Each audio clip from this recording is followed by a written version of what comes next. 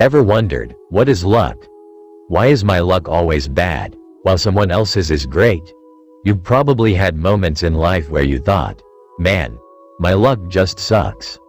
So, what exactly is luck, and what does it mean for it to be good or bad? That's what we're going to dive into in today's video. First, let me tell you, destiny actually has two parts. One part is totally out of your control. For example, where you're born, who your parents are, how long you'll live, or where you'll die.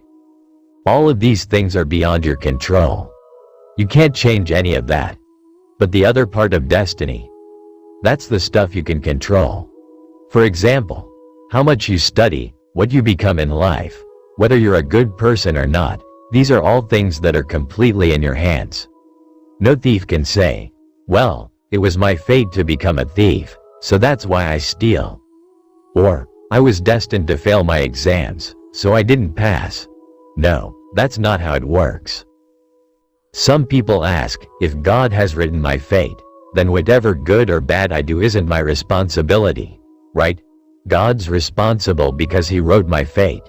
If it was written that I'd become a thief, then it's not my fault. It's God's, but that's not how it goes. Yes, God wrote your fate, but he didn't write what you'll do. Instead, he wrote what you were already going to do. Do you understand what I am trying to say? Let me break it down for you. Look, God is all-powerful, he is almighty, and has divine knowledge. God knows very well about the future. He knew everything about you even before he created you. He knew exactly what you'd do in this world, so he wrote it down. God didn't write something and make you do it. You do it, and because he knows what you'll do, he wrote it down. You don't do what God has written, rather, God writes what you are about to do. Think of it this way. You're walking along a road and come to a crossroads.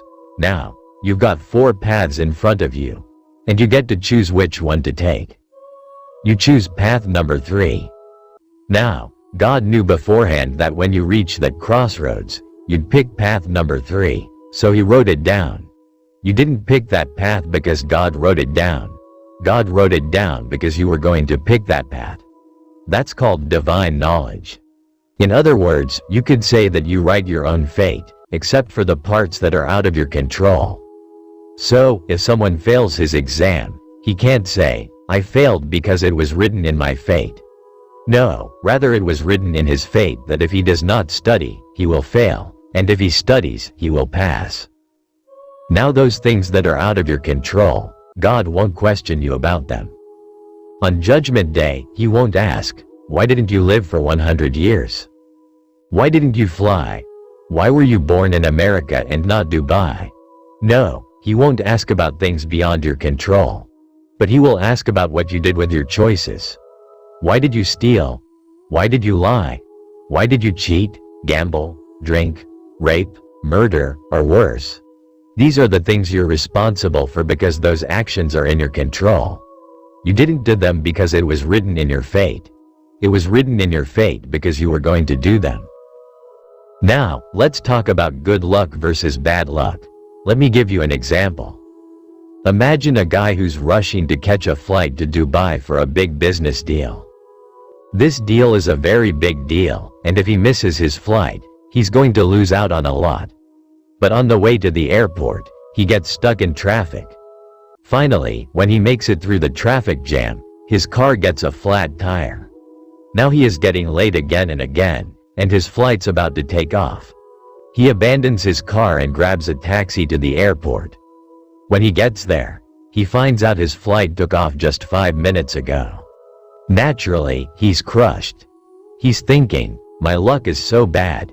This is the worst day of my life.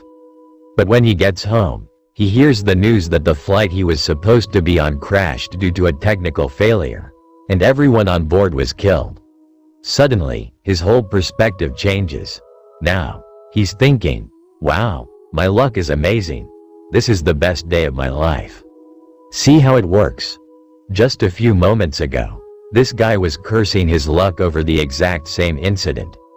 But now, because of that same incident, he's praising his luck.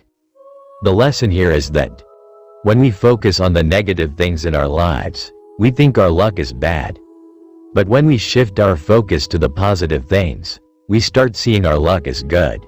As Shakespeare once said, "I cried when I had no shoes, but I stopped crying when I saw a man without legs." While Shakespeare was focused on not having shoes, his luck seemed bad. But when he saw someone without legs, he realized how lucky he actually was. That's the simple truth here. If you're constantly thinking your luck is bad, you're probably just focusing on the negative things in your life. There are plenty of people out there who are in worse situations than you.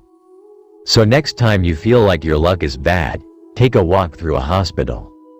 You'll start appreciating how good your luck really is. You've got eyesight, but there are people who are blind. You can hear, but there are people who are deaf. You can speak, but there are people who are mute. You can walk and run, but there are people who can't even stand. Thank God for what you have, and if there's a problem in your life making you think your luck is bad, remember that problems will always come. Instead of dwelling on them, focus on finding solutions and moving forward in life. Do not rely on luck, and wait for luck to change. It's in your hands to make it good or bad.